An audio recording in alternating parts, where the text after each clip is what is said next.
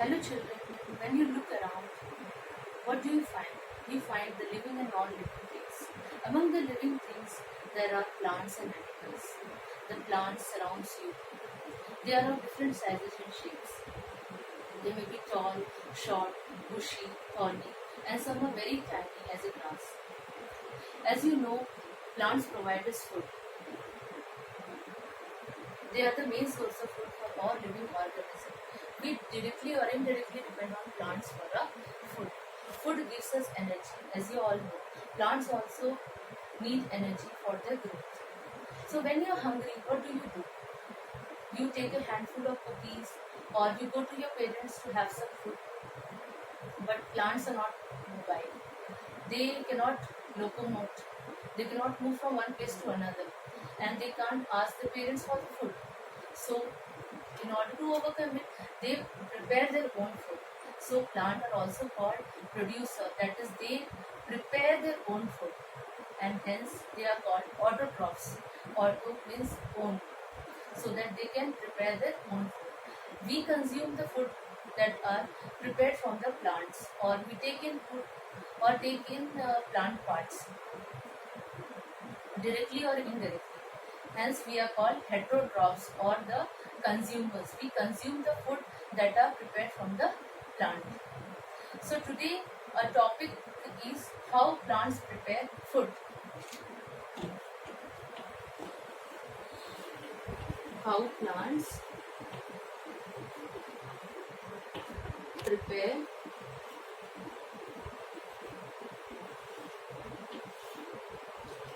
food. Plants prepare the food generally in the leaf. Leaf is the kitchen of the plant. So in the first place, I'll draw the structure of the leaf so that it will be clear for you how the leaf looks like and what are the function of different parts in the leaf. The leaf is attached to the stalk, to the stem, through a stalk-like structure. This is called petiole.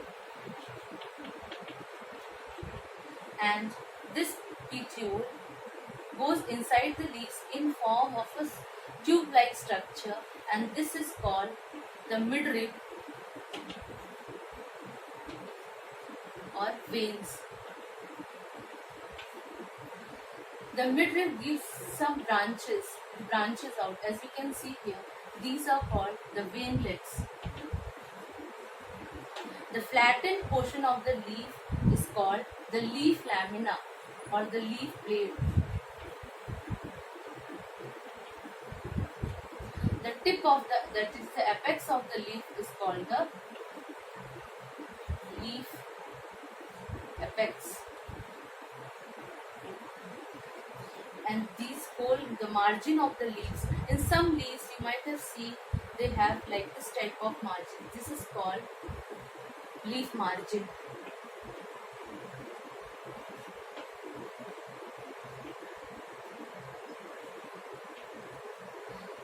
You can see this is the upper part of the leaf and it is very smooth. But the lower part of the leaf is rough, and it contains, in the lower part of the leaf, there are small openings for the air to enter, for the air to diffuse in, and it is not visible through the naked eye, and these are the stomatas.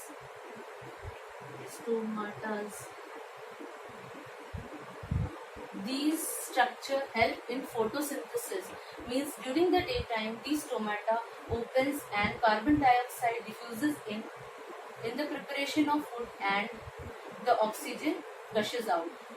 This leaf, you can see each and every leaf is green in color due to the presence of pigment called chlorophyll present in them. This is the whole structure of the leaf. The leaf prepares its food through a process called photosynthesis. Photo, you can see, photo means light and synthesis means putting together. For preparing our food also we need different ingredients. In the same way, leaf also needs some ingredients for preparation of food. What are the ingredients for preparation of food? The first ingredient is water. How the water is absorbed from the plant? You might have seen that a plant consists of 6 parts. These are the roots. Roots are inside the soil. When you pour water inside the soil, when you give water inside the soil, these root has absorbs water, and the water is transmitted to the stem and then to the different parts of the leaf, flowers and all.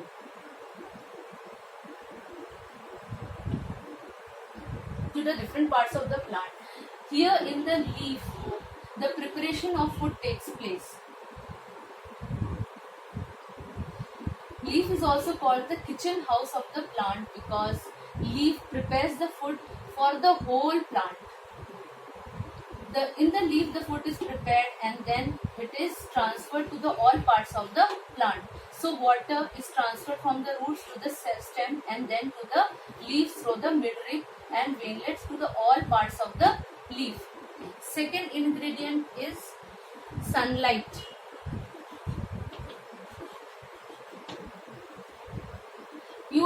You can see it is very clear over here that light is essential for the photosynthesis to take place. The light is absorbed by the chlorophyll of the leaves and they traps the energy and transforms into chemical energy for making the food for the plant. Third one is carbon dioxide.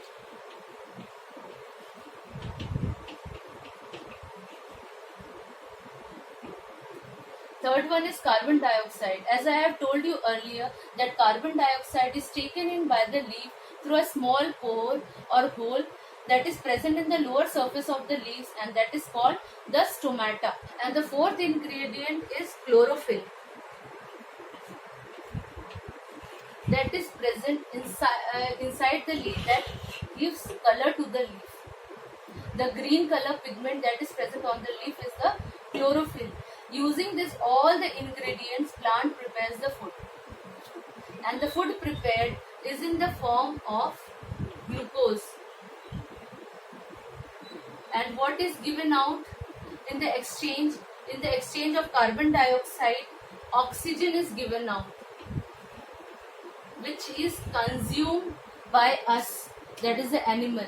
Without oxygen we can't live. This process in which all the ingredients, water, sunlight, carbon dioxide, chlorophyll used and the leaf prepares its food, it is called photosynthesis.